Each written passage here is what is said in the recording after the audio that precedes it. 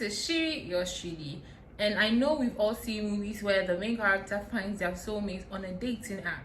And we all know the popular dating apps are Tinder and Bumble. A light bulb went off in my head and was like, Shiri, Shiri, Shiri, I am talking to you.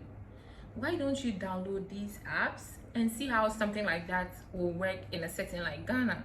And so I called a close friend of mine and I was like, guy, I have this crazy idea and I want to fall through with it. He said, no, it's a hookup site. People only go there to hook up. It's for hook up. So if people see your profile there, they'll think you're a hookup person. I said, guy, you know people go there to hook up. I'm not there to hook up. My own is to go and see if my soulmate is there. So do you guys think I found my soulmate on Tinder, or do you think I didn't? Well, you have to stay tuned to find out. Now, while you're at it, why have you not subscribed? Why have you not subscribed? Please do, just subscribe, like this video, and leave a comment down below. I downloaded Tinder and Bumble. Those were my drugs of choice. Now you can find these apps on your App Store or your Google Play Store. Once you download the app, all you need to do is set up your profile, your name, your age, a picture, the type of people you are interested in, whether you're interested in male, female, whoever, and what you're looking for. Are you looking for a relationship? Are you looking for a friendship? Whatever you are looking for, you have to indicate everything in your profile. If you are in Tema, you will not find a match or your soulmate in Kaswa.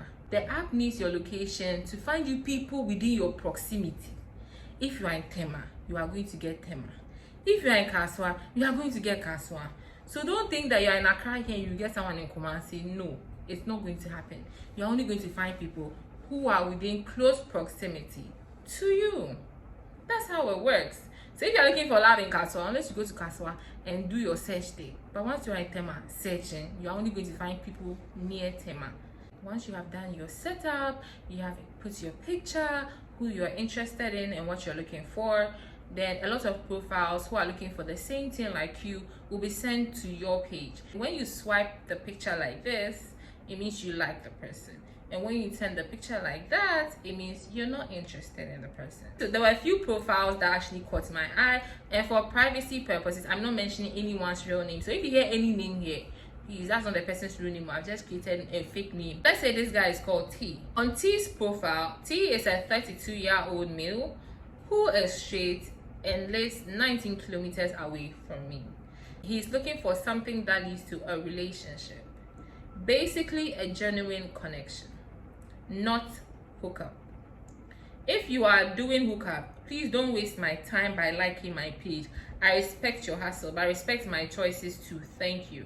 Some too put their numbers directly on their profile, so if you match them, you just call him, then you take it from there. So on Naughty in Bed's profile, are you lonely or bored, looking for somebody who you can talk with?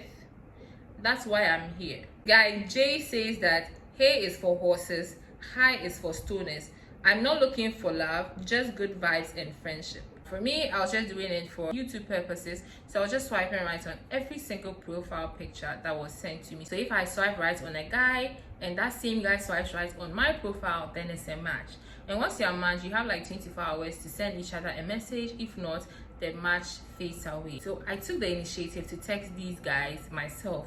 And mind you, I wanted these guys to be falling for me. I wanted them to be dying for me. I had to pick up my biggest and my baddest pickup lines for these guys. I sent this text, are you an electrician? He said, LMAO. What? No, but why did you ask? And I said, yes, because you just light up my world. I texted this other guy. I was like, do you know CPR? Do you know CPR? And he was like, I only know CPR tests, but which CPR do you mean anyways? And I was like, I just wanted to know because you take my breath away. Those are the kind of messages I was sending to all of them, just mixing here and there. I was chatting with so many guys at the same time. It was overwhelming, but I just had to do it for the experience. I think about 6 to 7 weeks of chatting with all these random guys. I decided that okay, it's time to take it a little further.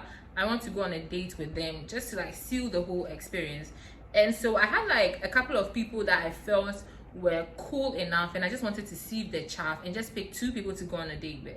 So this particular guy that I didn't actually end up going on the date with, because he said he wanted us to go on a picnic, and it was raining season, mind you. Picnic, mosquitoes will be biting us. So, and I said, hey, picnic in Ghana, there are mosquitoes. So he was like, that would be the best, because that way nothing can happen, because it is 60 cedis for a movie at Silverbird. And I was like, nothing can happen as in. He responded, when we are on the park, nothing naughty will happen. We'll just watch the movie and move on. It will definitely be a romantic movie, and we may be tempted if we are alone. You think a romantic movie will tempt me? I'm with a stranger and a romantic movie will tempt me. There was this guy that was just frustrating me every day. He wanted to call me on video, but I said no, I'm not comfortable with a video call. But he kept on insisting on calling me on video, so I had to block him. It was stressing me. It was too much. So there was another guy too I was thinking of going on dates with, because we had really cool conversations. Then one day he asked me, have you dated someone you met on social media before? And I said, not really. That's okay, but you know your body is my favorite, right? I like curves and chubby women. I don't like skinny women. I like to feel meat, not bones. I just did block. Don't come and stress me. Some of them were so irritating. If I don't try to hold the conversation, these guys will not say anything. Ghana guys will say Ghana girls are boring, but to be honest, some guys are also even more boring. If I'm not saying something, the guys not saying anything. It's just they're dry than the Sahara Desert. There were 2 guys that I felt comfortable enough to want to go on a date with them. And disclaimer, every date I went on, I had backup waiting for me. So a situation where I felt unsafe, a situation where I felt uncomfortable, I had backup waiting for me to snatch me out of the situation. Okay, so let's all calm down.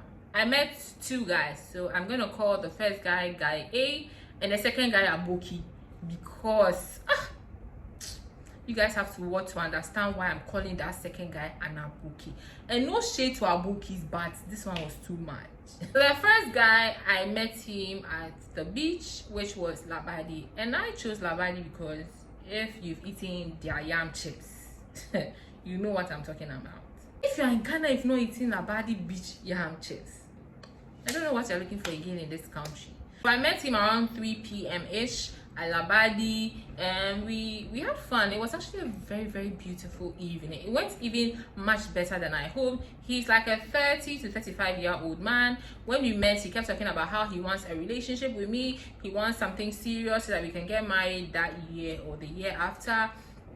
And then he hopes that we can build such a beautiful relationship. He likes me, all of that. And we really, aside that, we had so much fun at the beach. He was a gentleman.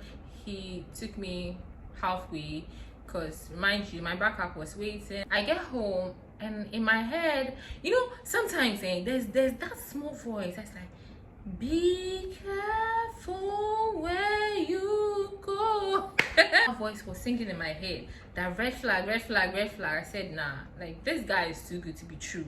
Let me just dig a little bit deeper. Let me channel my inner Anas. Let me put my FBI cap on and let me get to digging. So I went on God knows everywhere. I went on LinkedIn. I searched on the net, and I finally found him.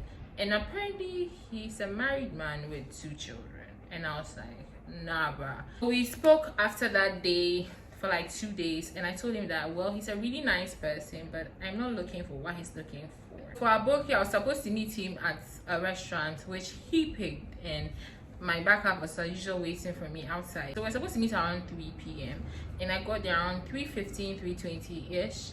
And when I get there, guys, Aboki wasn't there. Because I was a little late, it's fine. He can also be like fashionably late. So around 3:30, Aboki was nowhere to be found. So I texted him. I was like, hello, you do realize that we're supposed to meet today, and where are you? Oh, well, she didn't worry, he's coming. 4 p.m, Aboki wasn't there. That was the first red flag, because if you're meeting someone for the first time, I feel like you should actually try your best to be on time. It was 4 p.m, Aboki was nowhere to be found, but Aboki kept saying that he's coming. I decided to order food for my backup and a drink for myself while we wait. The food was there at the counter so that when I'm leaving, I'll pick it up and leave. Aboki comes there around 4:30 p.m. with no apology, with no explanation, just comes to sit down, grind in front of me. He was like, oh wow, you're beautiful. Let's order. That was just it. No even hello, hi, nothing. We ordered the food and then we were eating, and throughout that whole time, if I don't say anything, Aboki will not say anything. No. He's just sitting there in front of me, eating so noisily. Everything. I said that this is something that someone can work on. I mean, if you're eating noisily, it means that you can try to reduce the noise as time progresses. If I ask Aboki a question, he will not swallow before he answers. Oh, I said, oh, Aboki, so how was you? How's everything? It was fine. Ah. So let's assume that the bill was 302 cedis, right? He gave the waitress 305 cedis, and then we were sitting down there for like 2 minutes. He started shouting, calling the lady. She should bring his 3 cedis. What is 3? Yes, you know 3 cedis is small money, but it's his 3 cedis. She should bring it. When she brought the 3 cedis, Aboki told me that we should now go to his home. And I said, Aboki, wait, you said we should go where? That home. I said, whose home? My home or your home? Whose home is home? He said his home. That wasn't part of the agreement. We agreed to come on a date and get to know each other, and that's it. But he has bought me and I've eaten and I'm satisfied. So why can't we also go to his place and he also be satisfied? He has Netflix, he has air conditioning, we can chill. And I said, please no. Me, I don't like air conditioning. I don't even watch movie. I texted my backup saying that, guy, can you please come in the next 10 minutes so that we leave, because I'm not comfortable anymore and I just want to get out of here. Because Aboki kept now insisting that we should go to his house. My friend walks in and he's like, Shiri, what are you doing? I say, what are you also doing here? He said, oh, he's coming to collect his food. And I said, oh, me, I came to eat here. I'm now done eating. I am going. I told him that since he's going to pick our food, I'll just follow him and we leave together. Aboki was standing there eyeing me.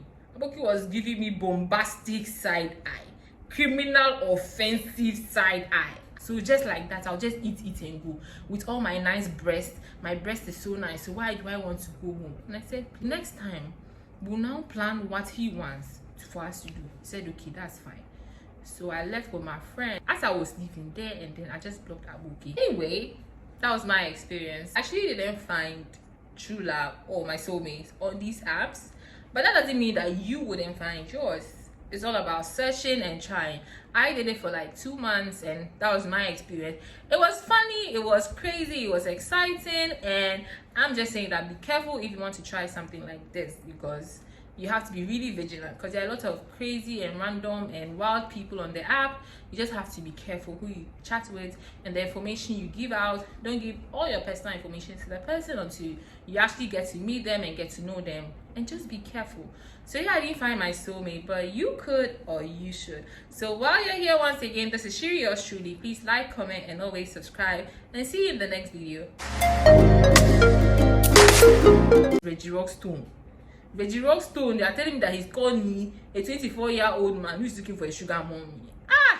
You didn't find anybody. You need to go and look for some random person in your area and take the picture of Reggie Rockstone.